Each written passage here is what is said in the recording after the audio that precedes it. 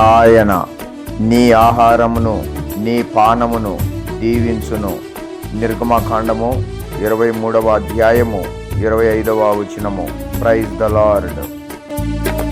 సియోను పురమా, సర్వోన్నతుని శృంగారపురమా, సియోను పురమా,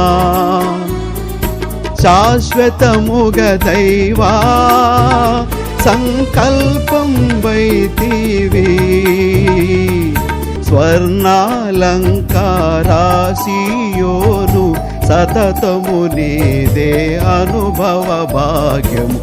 శాలేము రాజు సంతోషముగా సంధించెను నిన్ను, శాలేము రాజు సంతోషముగా సంధించెను నిన్ను, శాలేము రాజు